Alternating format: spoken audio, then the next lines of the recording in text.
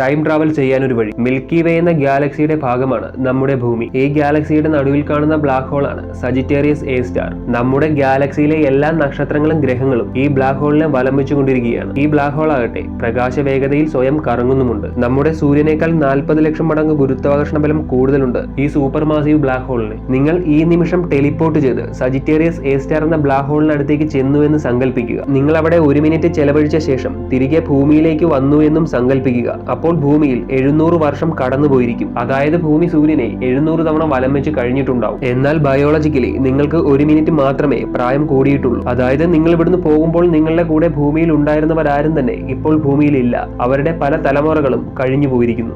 ഈ പ്രതിഭാസത്തെയാണ് gravitational time dilation എന്ന് പറയുന്നത്. ഗ്രാവിറ്റി കൂടുന്ന സ്ഥലത്ത് സമയം സ്ലോ ആവുന്നു. ഇത് ഒരു തരത്തിൽ ടൈം ട്രാവൽ ആണെന്ന് പറയാമെങ്കിലും നമ്മൾ ആഗ്രഹിക്കുന്ന പോലൊരു ടൈം ട്രാവൽ അല്ല ഇത്. ഭൂമിയിലെ ചില വർഷങ്ങൾ നമുക്ക് നഷ്ടമായി എന്ന് മാത്രം.